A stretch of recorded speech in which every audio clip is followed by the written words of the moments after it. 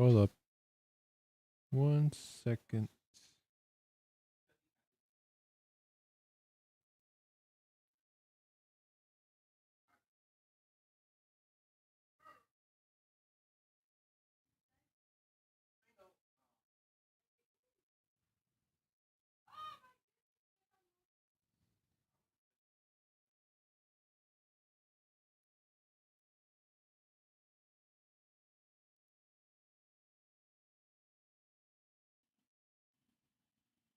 Hold up.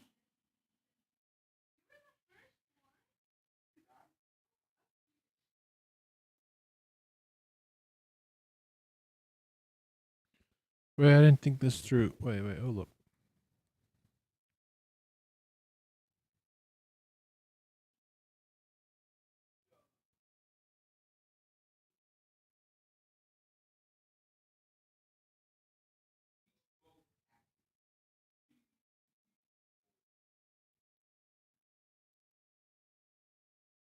Hold on a second. Hold on a second.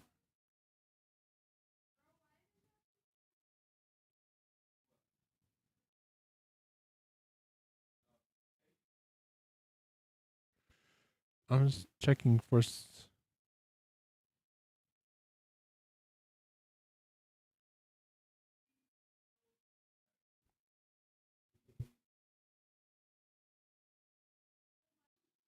All right, hello.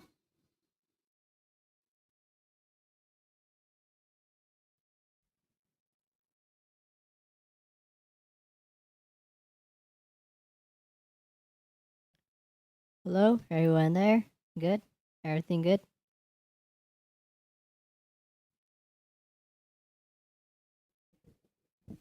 Are y'all good? Everyone good today?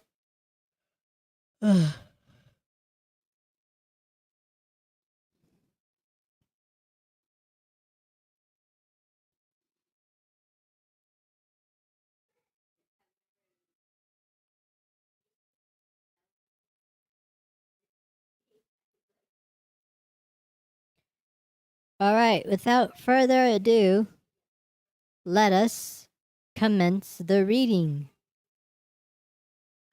Chapter 1, Destiny Intertwined. The relentless sun beat down upon the desolate stretch of sand, its scorching rays casting long shadows across the barren landscape. Lying on the shore was a body with the waters of the sea occasionally washing over him. He would not get up, even as the water splashed over him. Several large swine appeared and began sniffing the mysterious washed-up pirate.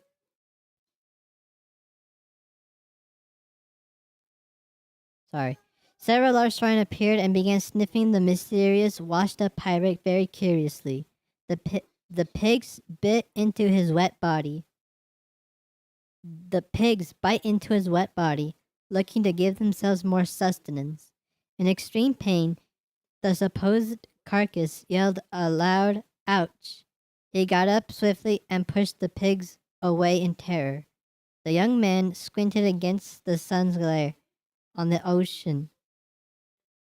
His lips cracked and dry as he staggered across the beach, gritty sand shifting beneath his worn boots. Surrounded by a motley crew of pigs, their snouts buried into the shifting sand in search for food. Tom scanned the horizon for any sign of people, his heart heavy with the weight of uncertainty and isolation. A shiny glint caught his eye. It was a big purple clamshell. There was something intriguing about it, but he didn't know why. So he put the shell in his pocket in case it became useful. For hours he wandered the forsaken shore, his mind consumed by thoughts of escape, survival, and sweet, tasty rum. And then, like a mirage shimmering on the distant horizon, he spotted her, a lone figure atop a majestic swine, her silhouette a beacon of hope amidst the vast expanse of sun-scorched sand. With a scourge of adrenaline coursing through his veins, he quickened his pace, his eyes locked on the figure. This was it, a spark of hope against the desolation. As he drew near, he could make out the delicate features of a woman who rode before him. Her hair mass a tangled mass of brown curls that danced in the gentle breeze. Her eyes sparkled with the color of rough cut cacao beans that mirrored his own. She met his gaze with a mixture of curiosity and suspicion, her hand resting protectively on the head of her pig mount. "Who are you?" she called out. He held his breath for a moment, unable to see anything, and then they remained still like that. No sound, no movement, isolation's heaviness pressing them like an unsolved puzzle. Tom swallowed the dryness of his making speech an effort. "I am Tom," he rasped. "And you?" She stared at him for a moment, but her eyes narrowed at the panting boy. "My name is Rebecca," she replied.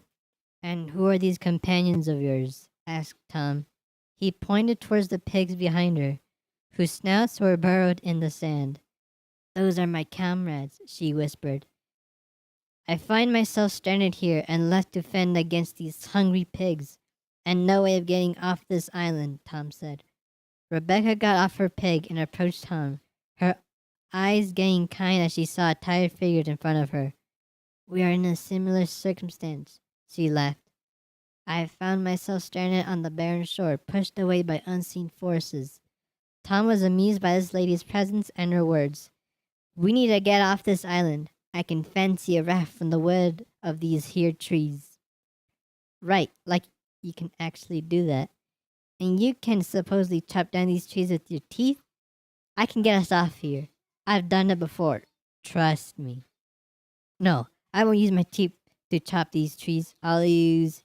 He struggled to figure out what he could use to make the raft and began to search in his pockets. "Here, I'll use this clamshell." "A clamshell?" the woman asked. "Seems a bit random, but you did claim you could build a raft, so I won't question that. You're just like me, you know. We're both wearing red. We need to flee from this island. Around the same age. I think we'll become a great team." When the sun went down below the horizon, casting its gentle light across the stretching hill, they knew that tomorrow they would build a raft that could sustain their weight and survive the journey on the tumultuous ocean, find their way back to Tom's ship, wherever it might be, leaving the island behind.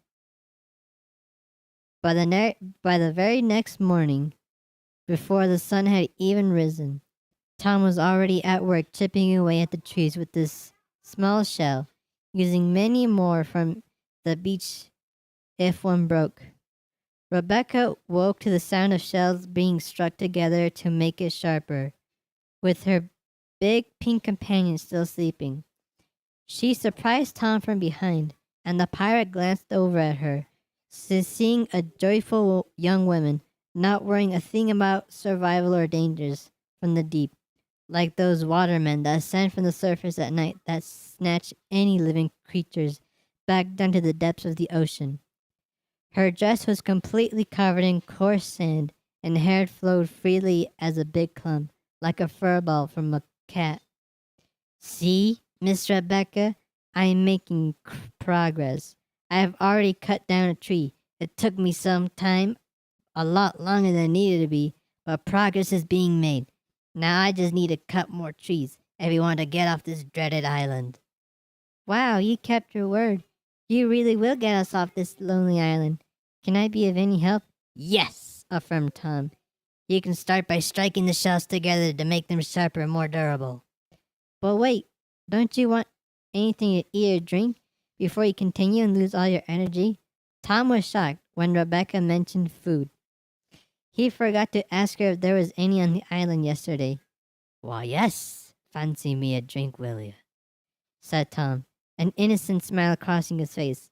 Let's also cook these fatty pigs. These beastly creatures will give us enough energy to last the entire day." Rebecca did not find his idea amusing, but he laughed at her for her apparent reaction and thinking she can make friends and sympathize with such filthy creatures. Come with me then, stranger, said Rebecca, signaling with her hands. Tom trailed after her over to a stash of supplies such as fruits and bottles containing expired liquids, silencing his belly. Okay, so here's how I was able to survive on the island for the past week. We're going to need some in case the raft before Rebecca could even finish. Tom had already managed to eat all the food and half the drinks, some not being safe for consumption. What were you saying? Asked Tom.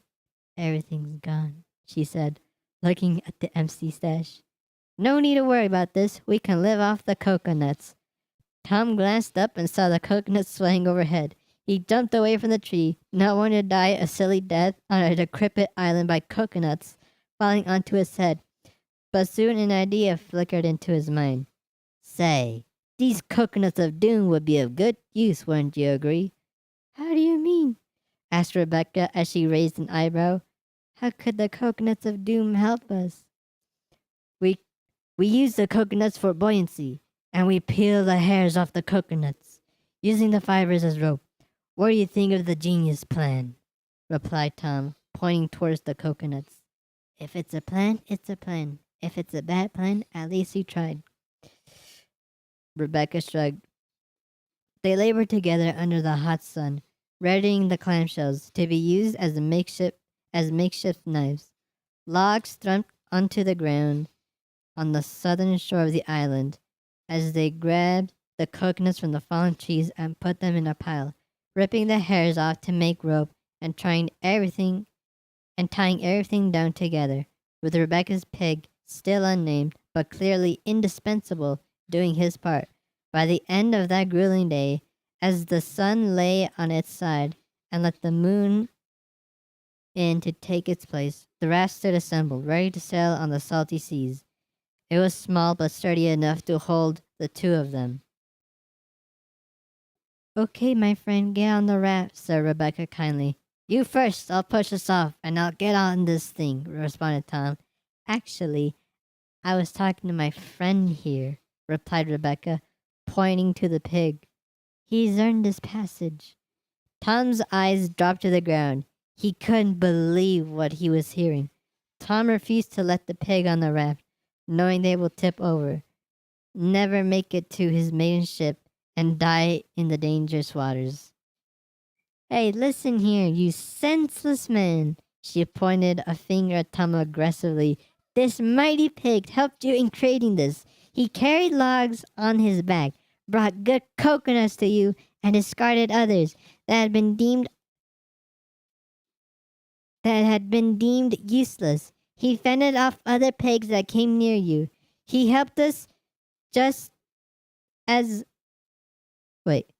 He helped just as much as I did. He deserves to come with us. He is my friend, the first real friend I have made in a long time. He either comes with me or I stay here with him. End of discussion.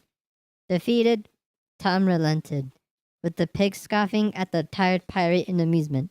Soon the young lady got on, and he attempted to push the makeshift raft, but it was too heavy. He couldn't get it onto the ocean. Rebecca helped him push it. They struggled even as the sun dipped below, and the world of fight. They struggled even as the sun dipped below the world, and feisty pigs surrounded them. They pushed as hard as they could, and eventually got the raft into the ocean, where Rebecca then hopped on. Tom was about to get on, but he then saw another giant clamshell in the sand, where he picked it up for good luck.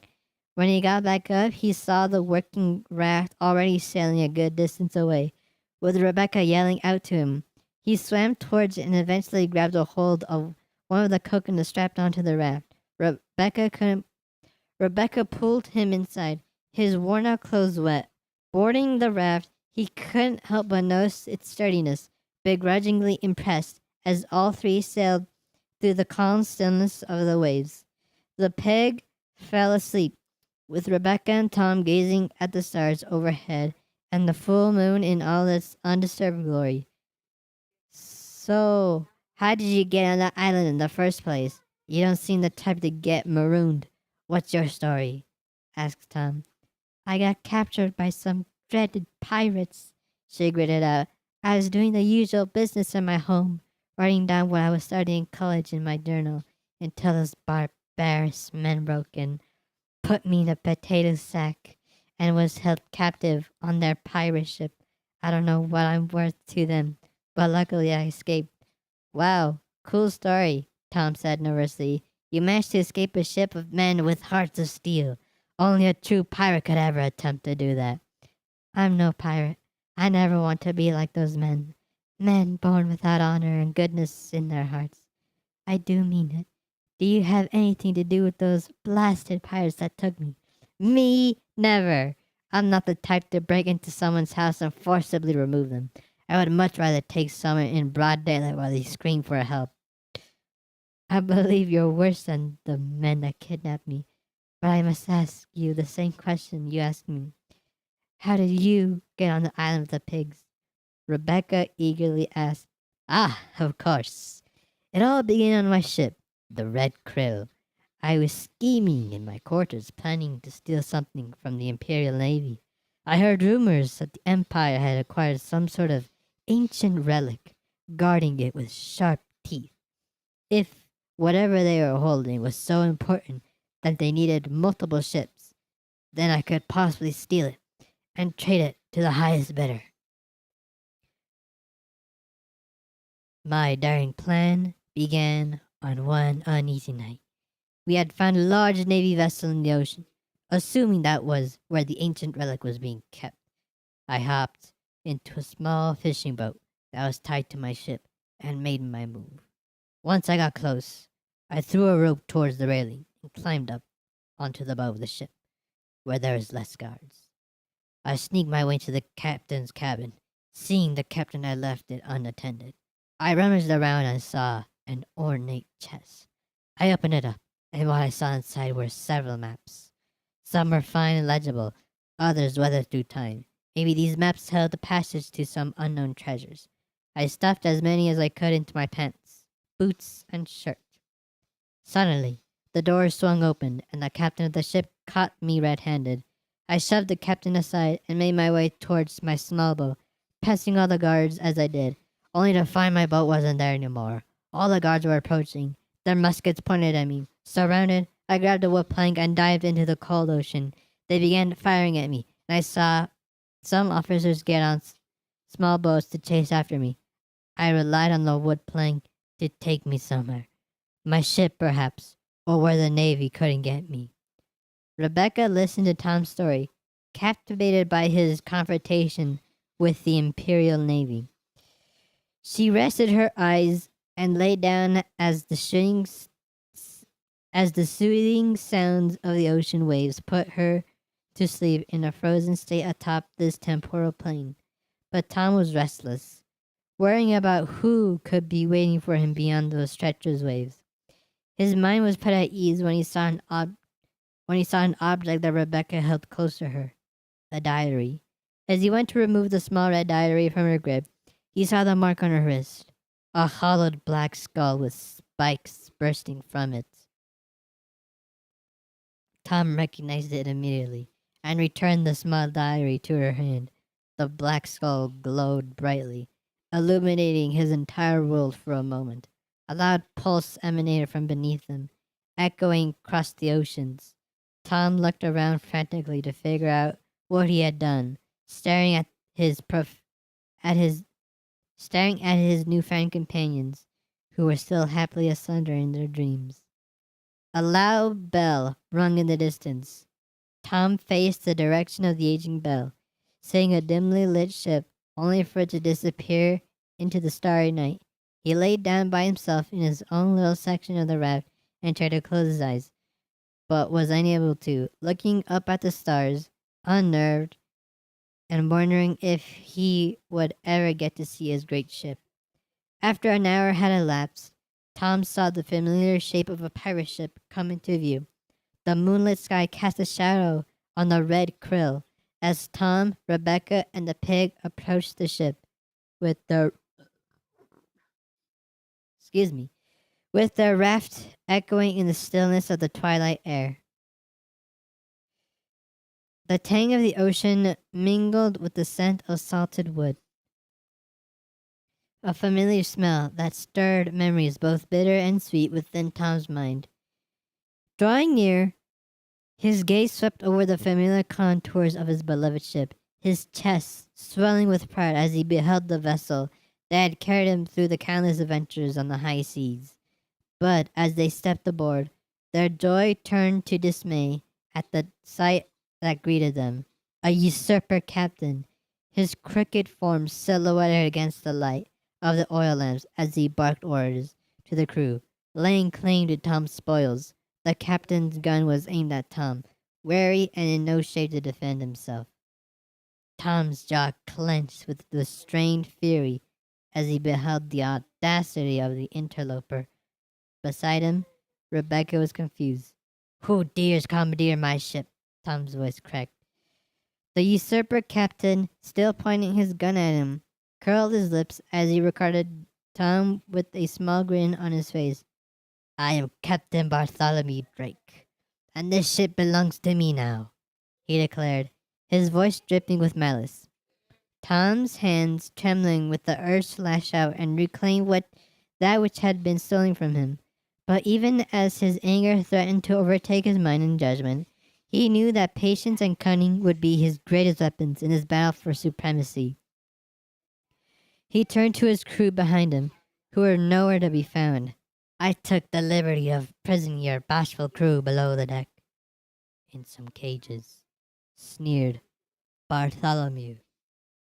He then ordered for the imprisonment of the newcomers.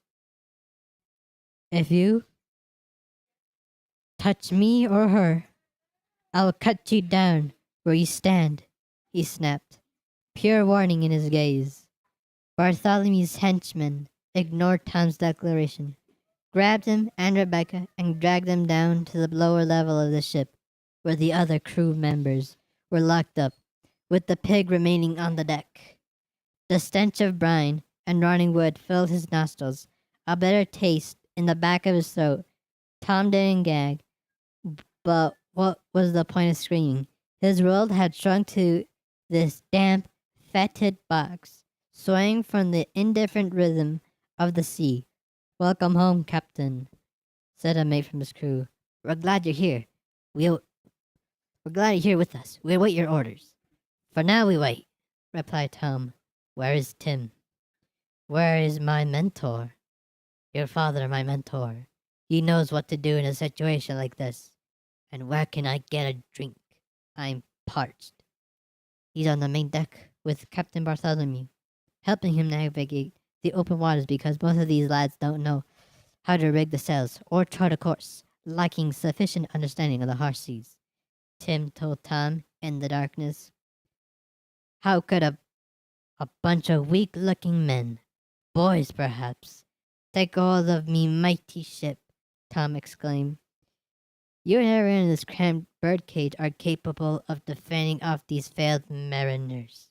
Also, there is only one captain of the ship, me. Always remember that." "It's as you said, Captain. There were a bunch of them. They overpowered us. They came in the dead of night, no less than a month prior, while we were stocking up on a fishing port on a secluded island, where they caught us completely by surprise, pistols drawn. There was nothing we could do."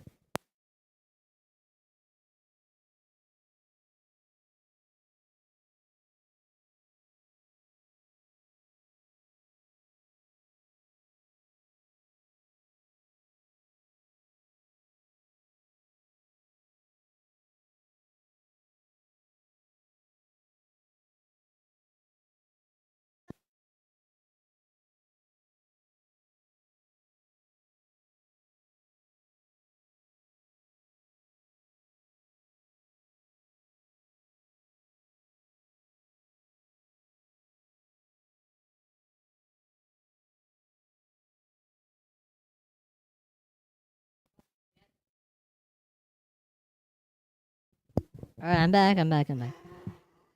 One of Bartholomew's henchmen, a couple of years older than Tom, wearing a threadbare gray outfit most likely stolen, and long hair, stepped in and told him to hush. By tomorrow, you will all have the choice to join Captain Drake on his journeys or face death by jumping in these infested waters. You all have you have you have all night to decide. This includes you, Captain Tom. Good night, you urchins. He and others soon left them, and the room grew dark as the door to the lower level was shut and everyone slept for the night. The next morning they were woken by the sound of swords and knives banging on the cage and seeing the sore sight of the usurper standing before them with their awful stench. Out, everyone, Drake shouted at them.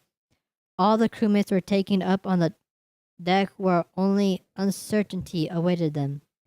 Drake's stink of rotten fish and oysters penetrated his rotten teeth. Everyone was tied up in thick rope to prevent them from escaping or fighting back, except for Tom, as he would be the first to jump off the ship from the starboard side and get eaten alive by whatever Drake had attracted to the ship, probably with his smelly breath. Everyone here will have the chance to join me and me crew as we plunder the open seas in vengeance. And if you don't, may you perish in the murky depths below, and have your name be forgotten in the moving waves, said Bartholomew, starting with the dishonorable Tom. What say ye about— Man, can you look that way, please? Your best things, interrupted Tom. Drake, unamused by his insults, ordered for his death, without giving him a choice.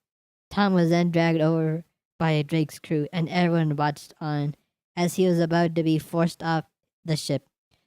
Tom studied the waters and saw giant creatures intent on eating him at any moment. So, boy, who would you say is the better captain of this here ship, me or you? There's only one correct answer, Drake said. Before Tom could answer, his eyes scanned the crew to find his mentor, and there he was, standing behind the imposter captain and pointed at the men. Ask him, he yelled. Drake looked at Tom's old mentor and forgot he was there. Tell me, sir, ye have helped me and this crew in our times in the waters, and I have put full faith and trust in you. In all your wisdom, who is the better captain of this maiden ship? The old mentor reassured Drake that he was the better captain, and praised him as some sort of angel descending from the heavens, an angel that reeked of death. See, you young, naive fool, even this old man agrees with me. A man who has been with you since your early buccaneering days, developing a tight bond between you two, and now he has chosen to side with me, Edward rasped. He has abandoned you. You are alone in this. Everyone has left you, and there's no one to save you. You were always a failure, back on the mainland, and even here in uncharted waters. Tom didn't understand. Did his old mentor really betray him? I don't know what you mean by saying I'm a failure on the mainland. I've never seen your stinky butt before. You may not know Bartholomew Drake, but perhaps you know Edward Sinclair. Now it clicked. Everything made sense now. Edward had come to seek revenge on him, for a reason Tom didn't know yet. You thought you were the greatest, always chanting about how you were better than me and everyone else back in our old crew. We were brothers once, but you and our mentor left us to become failed pirates, which has gotten you nowhere. I have been looking everywhere for you, and look at you now. Look at how great of a pirate, a captain you are. Now I get to enjoy seeing you perish. You want revenge because I left? That's all? Tom very eagerly asked. Edward, I never forgot you and the bond that we once shared. I left so I can bring honor back to our old ravenous crew and its ship. I got caught up in the pirate business and couldn't return, but I never forgot you. I never forgot you and the life we once lived. You don't have to kill me for something insignificant like me leaving. I can make it up to you. We will start a new crew on the ship. I will be subordinate to you, and you'll be the captain, forming a new legacy. I was wrong. You were always the better captain. I know this to be true. Listen to what the lad says. I say we spare his life. You found him. You already heard what you wanted to hear. It's not worth taking the life of a mate you once shared a ship with. Elias whispered to Edward. Edward, feeling sympathetic, decided to spare Tom's life and ordered his mates to lower their weapons. He was convinced that Tom would make a great addition to his crew, serving as his subordinate. Tom stood before Edward. I am sorry, my brother of the sea. How do I make amends? Edward accepted his apology and said he could start by freeing his friends and telling them they must forget Tom as captain and recognize the new captain, Bartholomew Drake, captain of the Red Krill. Tom did so and freed everyone. You can't be serious. What are you... You said you were the only captain on the ship. What are you doing? Exclaimed Tim. Tom completely ignored him. He turned back to Edward, who was pleased that Tom was already obeying orders. Tom, me old mate. Excuse me. I knew I made the right decision in sparing your life. Yeah, and I'm glad you did. You stinky rat. He grabbed Edward's left arm, but the man fought back. Upon seeing this, Elias sprang into action, grabbing Edward's other arm and putting it behind his back as the man struggled to break free from their grip. Everyone was left surprised, not knowing what to do next, gaping at each other. Hey, it's time we take back our ship. I want everyone here to take what is rightfully yours. Take back what has been stolen from you, ordered Tom to his crew, taking a pistol from Edward's coat and pointing it at the usurper's shocked and worried crew. Outnumbered, but stronger, Tom's loyal crew pounced at their captors.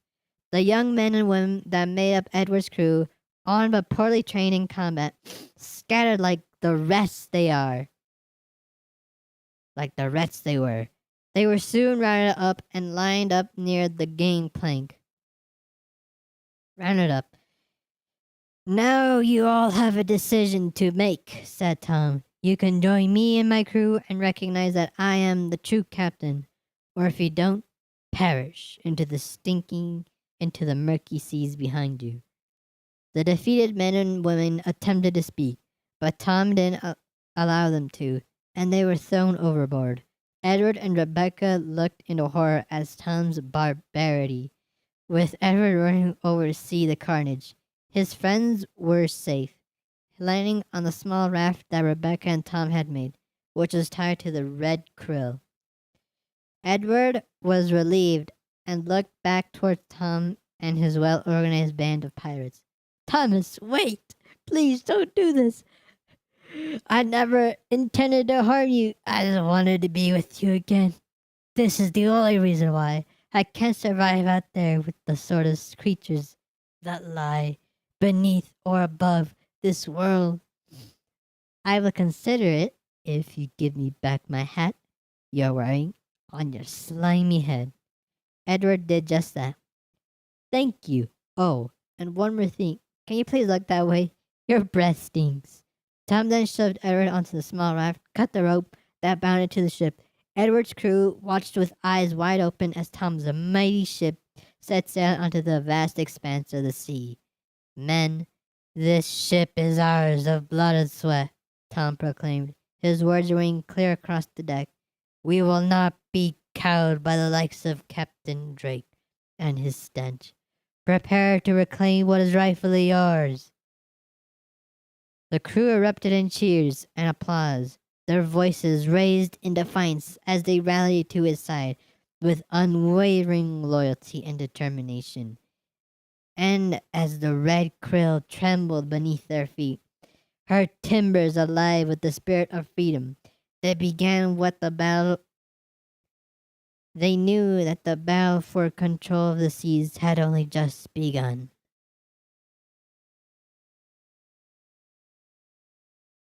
Chapter 2 Absolute fools.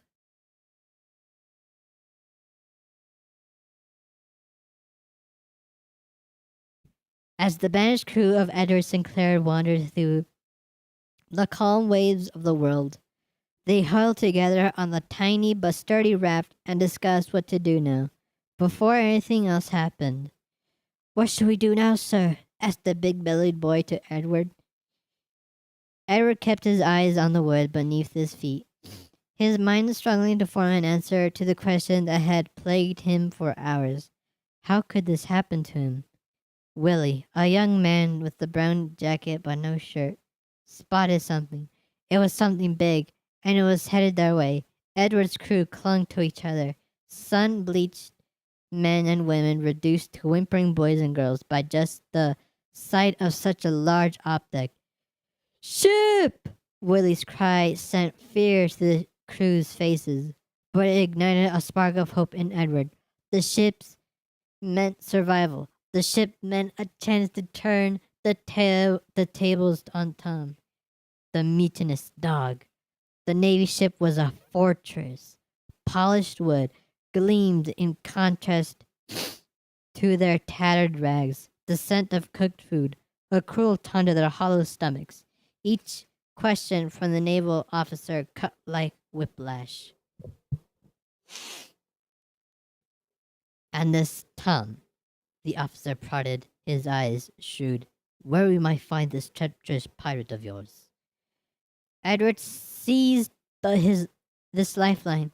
He described Tom's cruelty, his thirst for treasure, his rumored hideouts along the jagged seas, a list of people that associated themselves with Tom, the settlements he'd visited, and his unknown secrets.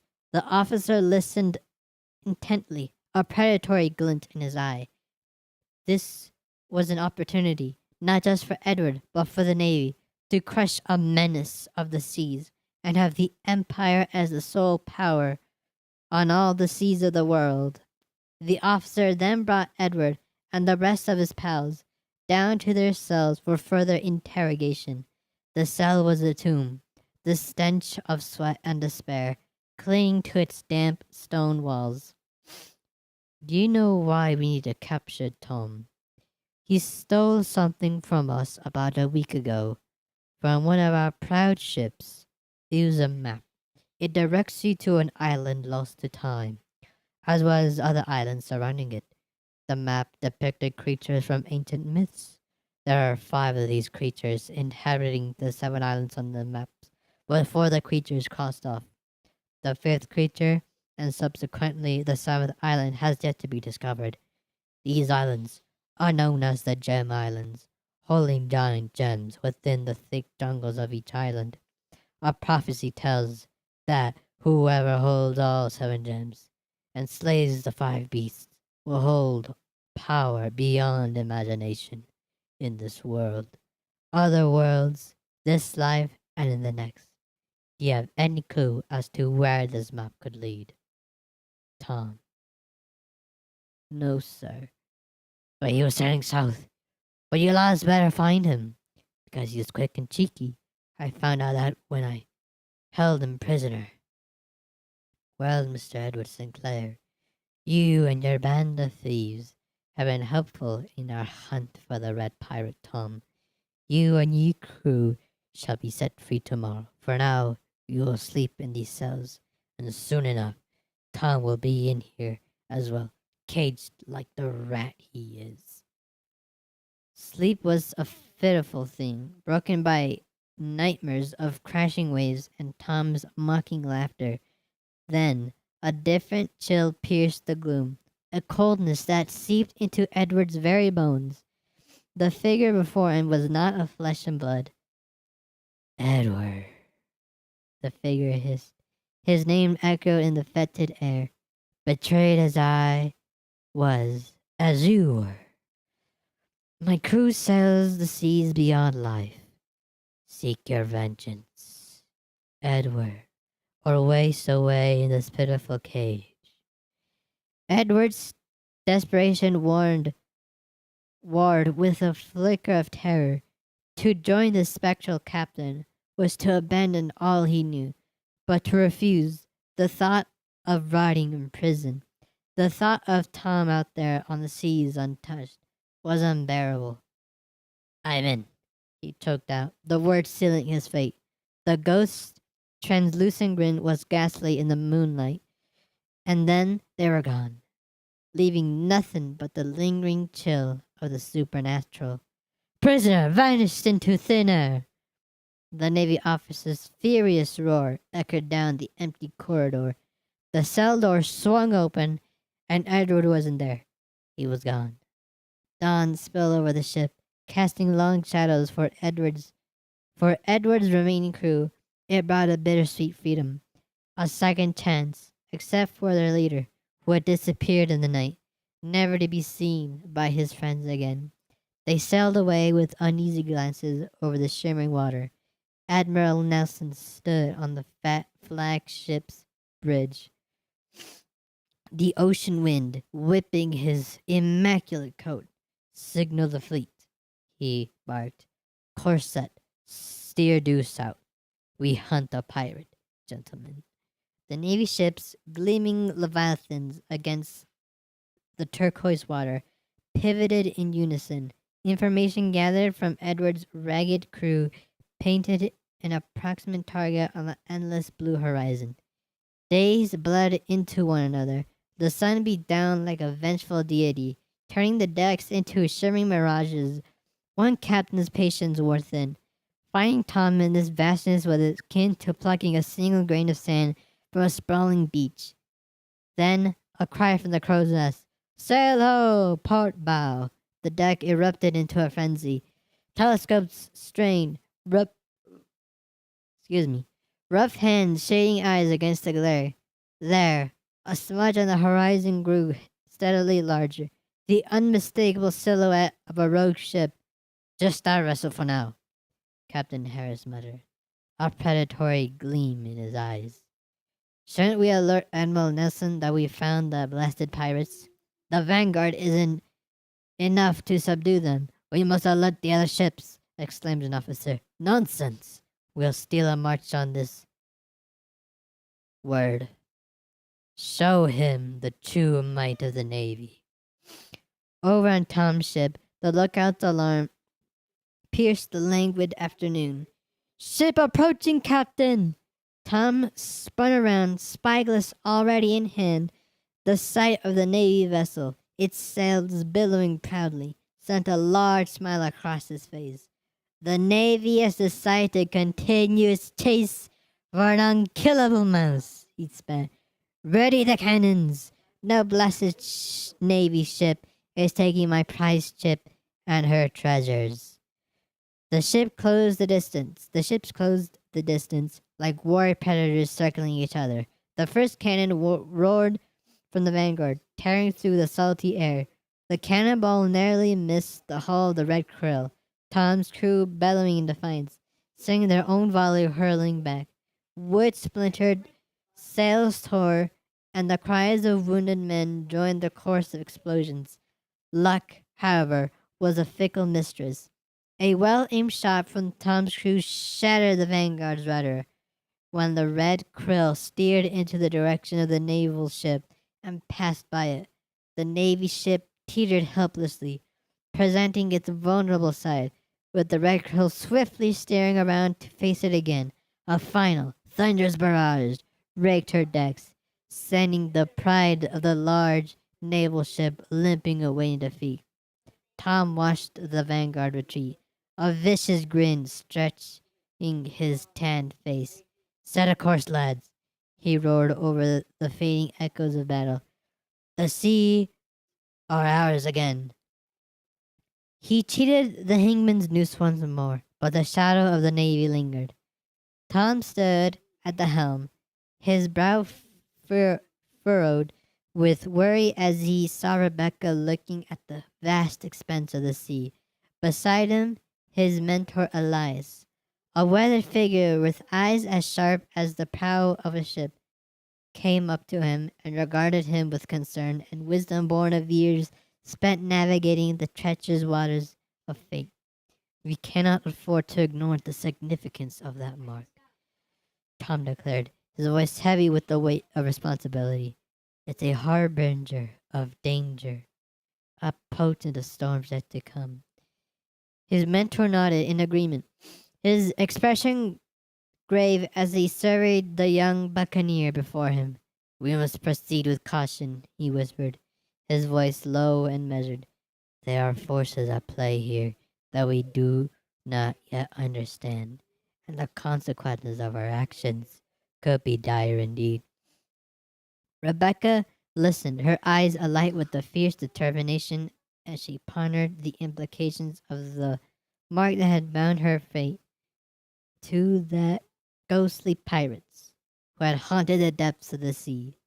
"I have tried to rid myself of this mark, but to no avail," she confessed, her voice tinged with frustration. "It is as though it is a part of me. I tether the binds it a tether that binds me to a destiny I cannot escape." Tom reached out to her, his hands resting gently on her shoulder as he offered her a reassuring smile. "We will find a way to break this curse. I swear it." He vowed, his voice filled with a quiet resolve. "Together, we will face whatever trials lie ahead and emerge victorious in the end." And as the night stretched on, the crew gathered around them, their spirits buoyed by the strength of their captain's word and the bonds of friendship that united them in their shared interest of the sea. For they knew that so long as they stood together, there was no obstacle that could not overcome, no challenge they could not conquer.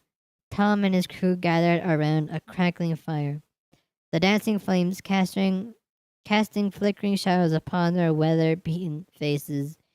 The air was thick with the scent of salt and smoke, a comforting reminder of the bonds that united them in their shared journey across the vast expanse of the open sea.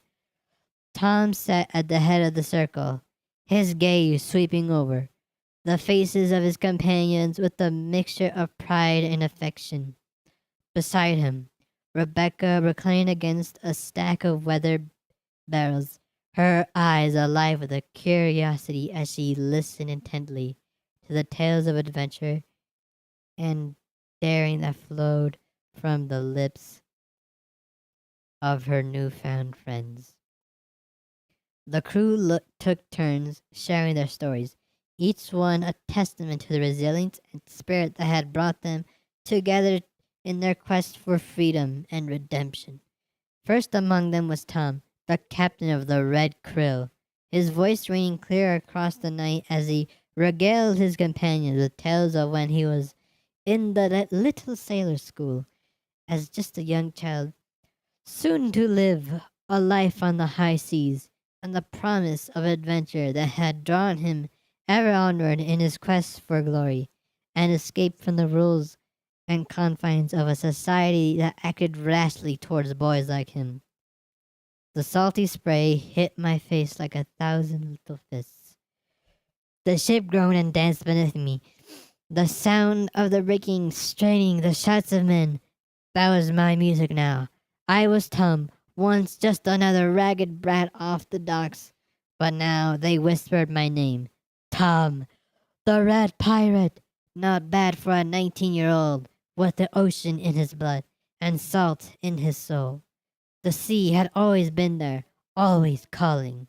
Me, I was only I was the second of 8 brats scrambling for scraps in a stinking hovel near the docks. We were so poor the rats looked at us and sighed. The little sailor school, they call it. Charity for fisherfolk's son, where they try to beat the rules of the sea into thick skulls. Me, I learned quick how to snatch a fish from the line, duck the harbor master's cane, pick a pocket without being caught. Tim was here, my mate since we were old enough to fight over a half-rotten apple. He was smart, even-tempered, the opposite of Tom, the opposite of me in every way. That's why we stuck together. I reckon we had the head, the guts, He had the head, I had the guts. But even Tim couldn't understand the relentless clawing, the relentless, the even Tim couldn't understand the restlessness clawing its way up my insides. Lessons on knots and navigation. Sermons on obeying the law. It all felt like barnacles clinging to me, slowing me down. 13th birthday, I was done. Snatched a few coins, a loaf of moldy bread, and left with the dawn tide. Tim found me hiding by the old fishing sheds. Eyes wide, he wasn't the kind to judge. Running away, Tom? He asked. All I did was nod. He sighed, kicked at a rusted anchor chain, then asked, Take me with you. That first ship, Shioziki, stinking pub with a crew of drunks, took us on as cabin boys, worked us like dogs. But I watched, learned the ropes, saw their tricks, and there was always that thrill the moment we boarded another vessel, the clash of steel, the shouts and the sweat.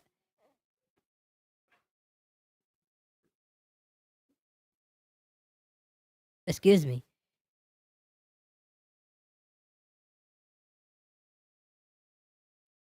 The sweat, the sweet taste of stolen treasure. I wasn't just some dockside urchin anymore. I was a pirate. Years blurred, raids on coastal towns, confrontation with the king's ships, always one step ahead. Then the crew turned on their captain in a drunken brawl, left him tied to the mast of his own ship, adrift at sea. Next morning, they looked at me, the one with the lick of cunning and a blade that always found its mark. Captain Tom, they grinned, their rotten teeth showing like broken promises. That old hulk wasn't enough, though. It was Tim who found the answer. A forgotten wreck, beached beside a cliff on a deserted island. Her timbers were good, just needed a fixing. Between the lot of us, sailors, carpenters, a few half-mad castaways who joined along the way, we rebuilt her, a fresh coat of red paint, bold as my ambition, and we christened her the Red Krill. My crew, my ship. Word spread. Old friends like Tim's father, tough as nails, and with the glint of the old devil in his eye, sighed on. More followed, drawn by the promise of coin and the legend of Tom the Red Pirate. And that, my friends, is how adventure truly began. Next came his best mate, Tim, a figure with a twinkle in his eye and a ready smile upon his lip. He spoke of his own journey and the trials that shaped him into the man he had become, with the bonds of friendship that had sustained him through the darkest of days. The crisp mountains air tasted of pine and freedom. My legs burned from helping father gather firewood. We were of the mountain folk, strong, proud, but life was harsh amidst the peaks. Our tribe traded what little we could with the lowlanders, but hunger always nipped at our heels. I longed for a way to help more, to ease the worry etched into my father's weathered face. Then came the tales of the sea, the ships laden with riches, towns ripe for plunder. Father, ever the warrior at heart, was hesitant, but when I turned 10, he took me down the treacherous trails to that sprawling imperial port town reeking of fish and opportunity. The little sailor school smelled of old rope and wet wood. I was quick to study maps and stars, far easier concepts to grasp than what was taught in civilized school. Jostling waves of these town-born brats. Then there was Tom, reckless as a summer storm, laughter always a heartbeat away from trouble. He spoke of the sea with a hunger that mirrored my own. We'll be pirates, Tim, he'd whisper. eyes gleaming. Gold adventure! Why scrape for coppers when we can take chests full of treasures? It was madness, and yet when I told father, he didn't laugh. His calloused hand gripped my shoulder, and there was a glint in his eye I hadn't seen in years. The old tales speak of sea raiders, he mumbled. Not thieves, but warriors. Your friend dreams bold dreams, son. Perhaps a pirate's blade is how we feed our tribe and make them the strongest in the mountains once more. We found a berth on a grimy ship, a crew of misfits with empty bellies and even emptier hearts. Years passed in a blur of raids and storms. My father, a wolf amid sheep, earned respect with his axe and his cunning.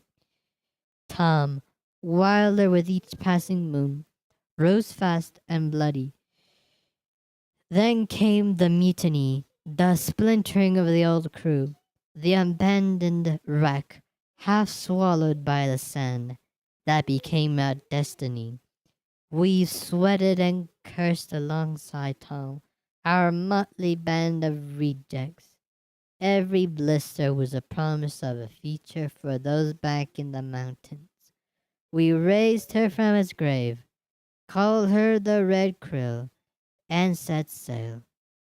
My heart thrums with the ship's beat and the tang of the sea in my blood. Not a simple sailor boy any more. I'm a man with a purpose. My blade, my wits. They aren't just for myself. For every gold coin, I see fresh water flowing. For every battle won, I see my tribe standing tall against any storm. Rebecca listened with rapt attention, her eyes alight with wonder as she soaked in the stories of her newfound companions, each one a treasure trove of wisdom and insight into the mysteries of the sea. After hearing Tim and Tom's stories, she moved closer to the fire and figured it was her turn for storytelling. My hands trembled as I brushed a stray tendril from the delicate petals. The moon painted the star flowers a ghostly silver, and their sweet scent filled my nostrils. My garden, my sanctuary. Father always said I had my grandfather's touch. The old sailor, traveling the known world and bringing back exotic flowers. I loved it, the gentle dance of discovery, the quiet harmony of nature. We weren't rich like the merchants, but my grandfather's explorations left us comfortable. I never wanted toys or fine silks. My treasures were sun-warmed soil, a butterfly chrysalis, and a vast tapestry of stars arcing across the night sky. School came easily. Equations, histories, they all fell into place like pieces of a puzzle. Graduation at 16, that shocked the townsfolk, and father built me my little house by the beach. It became my world, a place of telescopes, pressed flowers, and jars buzzing with curious and strange insects. Every day birthed a new discovery. Every sunset painted a masterpiece I wanted to capture in my sketchbooks. Then, that night, the snap of a twig underfoot, not a squirrel this time, the snarling faces, rough hands closing around my mouth as I screamed, muffled curses, the reek of rum and sweat, then the suffocating darkness of a rough sack, the jolting of a wagon, then the bob and creak of a ship, muffled voices that terrified me. Mark of the lineage, they hissed, as they dragged me from the sack, shoving me before a scarred, leering captain. My wrists. They turned and examined them. A small, intricate birthmark, like a twisted vine. I had always thought it was pretty. My family bore the same. The employer pays well. The captain sneered. Once the girl alive and untouched. Employer? Why? What twisted game was this? Terror burned a hole through my unusually calm mind. They locked me below decks, a filthy, rat-infested hole, and through it all, the relentless rhythm of the sea promising nowhere to run. Then a storm. The ship thrashed like a wounded beast. In the confusion, amidst the shouts and oaths, I spied it. A rowboat tethered to the side. A desperate gamble. I slipped out, rain stinging my face, and cut the rope with the stolen kitchen knife. The jump was terrifying and exhilarating. The sea roared as I rowed, clumsy but determined. The ship became a speck, then vanished. Finally, I collapsed onto a sandy shore, freedom at last, but lost, alone, a girl marked for a destiny she couldn't understand. And then, it was the turn of Elias, Tom's mentor, to tell his story. A weathered figure with a voice like thunder and eyes like that gleam with the light of 1,000 stars. He spoke of days long past and the lessons learned upon the ever-changing tides of fate. My fingers fumbled for the oars, a clumsy reminder of my mountain roots. This return to the small fishing boat was a strange echo of our arrival to the port city. Tim beside me, eyes filled with the mix of hopeful fear and the same restless fire that burned into his mother. Below us, the port city sprawled, a symphony of shouts, clanging metal, and a tang of fish and salt that set my teeth on edge. Excuse me. We were mountain folk, ill-suited to this place, yet compelled by a desperation that gnawed at us like hunger. Sailor's work filled my pouch with coins, but it was hard, brutal work. Sweat swapped for survival. That was the bargain for this sprawling coastal world. But as the weeks turned to months, the sea's vastness awakened a strange echo within me. It wasn't the peace of the mountain heights, but a raw, untamed expanse that matched the warrior spirit burned beneath the life of herding goats and bartering furs. And around the cooking fires, the whispers grew louder. Whispered tales of a treasure-laden ships, forgotten isles, and wealth plucked from the ocean depths. Tim, my son, with his knack for befriending every tavern scallywag and stray cutthroat, was my conduit to this new world. His tales of reckless Tom, of the hunger these coast-born men shared for something beyond their meager lots, fanned that spark within me. It was dangerous, this new vision, piracy.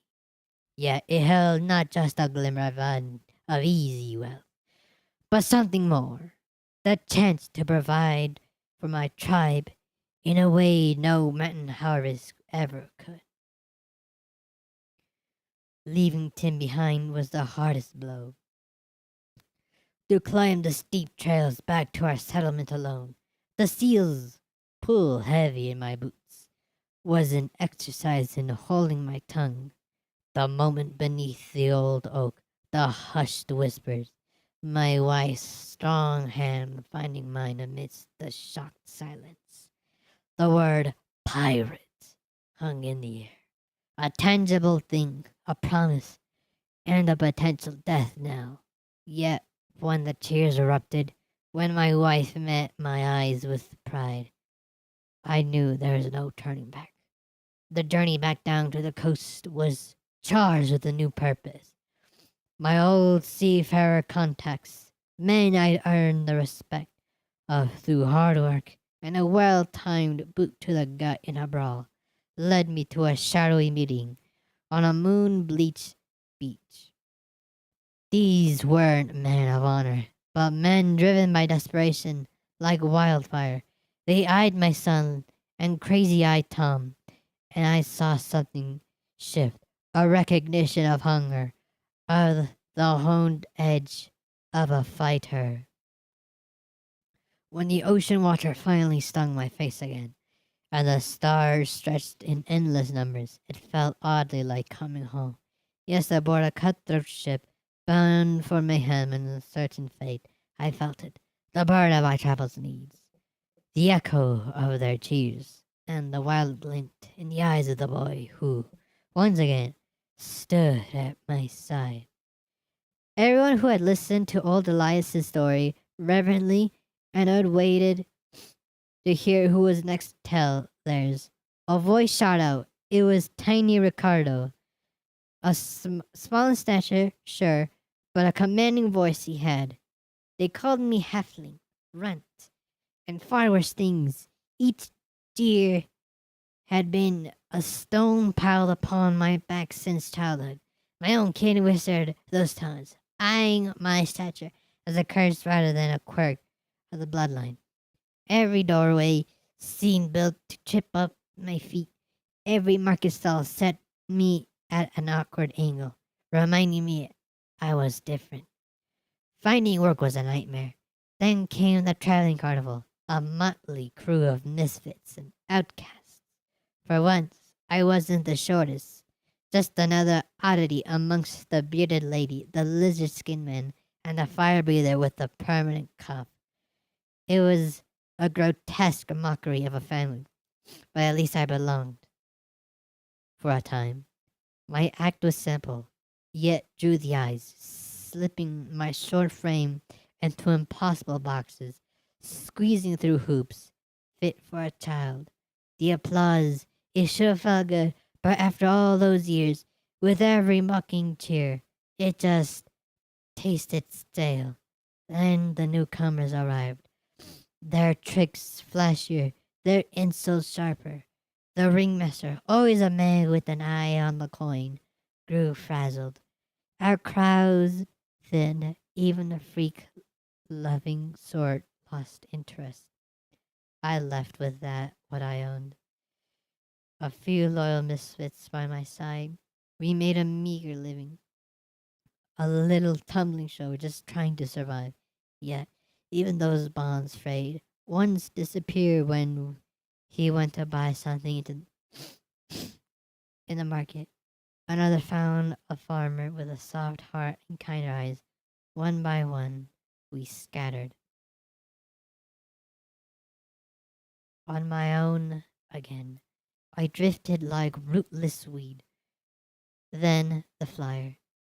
Ship needs deckhands urgently. My heart thumped. Seafaring. That was new. Perhaps on the vast expanse of the ocean, I could escape the confines of the mocking world. The captain, weathered as old leather, didn't hide his disgust at my size. He spouted something about small weaklings, but when you're desperate enough, you take what you can get. The deckhands turned out to be a pack of bullies. It was the same taunts, but with a damp tang in the air. After a particularly vicious accident involving a mop bucket and icy water, something snapped within me. Then came the whispers, tales of Tom the Red Pirate, a young upstart making a bloody name for himself. It wasn't the riches that caught my eye, it was something else. Piracy. To be fair, to be so far outside of society, to turn back on a world that seemed to turn your back on a world that seemed to your back on a world made to spite you, that held a perverse appeal. I slipped away one moonless night, just a sack of belongings and a cold fury burning in my chest. Days of searching led me to him, anchoring in a hidden bay. His crew, a raucous band of misfits. It was a gamble, desperation fueling my plea to join. To my surprise, he simply grinned and said, "Welcome aboard, Stump. Let's see what trouble you can cause." Ricardo finished the story with a wide smile, praising the red krill and its crew. Finally, it came time to hear Evie's tale. Before Rebecca joined Tom and hopped on the red krill, Evie had been the only female pirate on the ship, always on the bow, looking ahead and informing the other crew members of dangers that were out there on the ocean. Silence had always been my preferred language. A world of ledgers, neat columns of numbers. The only interruptions were the rhythmic creaks of the grandfather clock and the muffled clatter of teacups on a tray. My work as a clerk for the Empire demanded precision, not poetry. It was an efficient life, just as my family expected of me. A quiet home filled with familiar faces. The occasional Sunday visit from my two dear cousins. Excuse me. Their bondless energy filling the house with laughter that always tugged at a hidden smile in my heart. Yet, as the years wore on, that laughter began to hollow. The stacks of letters on my desk blurred into meaningless shapes. The sound of the grandfather clock became a relentless accusation. Outside my window, the world called, the bustling port of ships, heavy with the unknown, the merchants shouting in 100 tongues, the promise of lands unseen. It was a hunger I never knew. I carried a yearning for a life less like a well-worn glove and more like a storm-tossed sea. I set my sights on exploring the world. The islands were my first taste of freedom. Sleepy fishing villages painted in shades of weathering wood and sun-bleached nets. Exotic markets overflowing with unfamiliar scents and spices. The tangy smell of distant lands clinging to every breeze. Each day unfurled like a gift, but even amidst this newfound wonder, the restlessness remained, a constant hum beneath the surface. I craved something wilder, something that thrummed with the same raw energy as the crashing waves that carried me from island to island. News of La Rata Negra reached me in a half-forgotten port town, in a seedy place filled with the desperate and the daring. I went there and melted into the shadows, letting myself become part of the tapestry woven from whispers and stern glances. The tavern pulsed with the rhythm of 100 half-told stories, a symphony of gruff voices with a raucous laughter, and yet it was silent compared to the roar of anticipation within me. And then, like a storm tear through the stillness, Tom the Red Pirate burst through the door. Madness radiated from him like heat. In the recklessness of his smile, the fire burned in his eyes. It ignited something within me. When he roared out his need for a crew, the other patrons scoffed, anchored by their tankards and petty squabbles. That's when I knew this was my chance to leave the well-trodden path and chart a course into the glorious unknown. Can I come too? The words scraped my throat, raw from disuse. His grin mirrored my inner thrill, and as I stepped onto the deck of the Red Krill, a feeling washed over me, stronger than the ocean spray, the undeniable certainty that I was finally truly alive. The clerk, the quiet observer, the dutiful daughter. They still exist within me.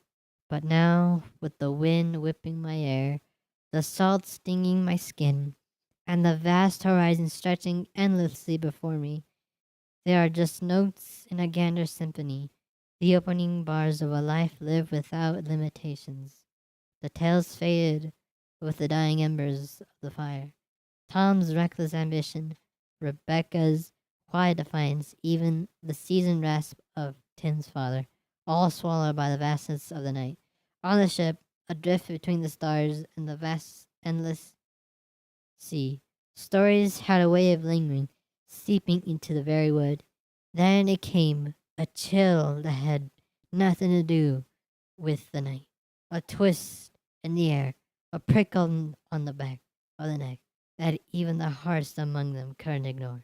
Whispers rippled through the huddled figures. Sorry to cut it short, but that's gonna do it with this reading today. Hope you guys enjoyed this reading. If there are still people here, but with that being said, subscribe, like, comment, tell me what your best part of this reading is. If you want more reading content like this, just tell me. And I will catch you guys in the next reading or in the next Roblox gameplay. If you guys want me to do that. Alright. Goodbye.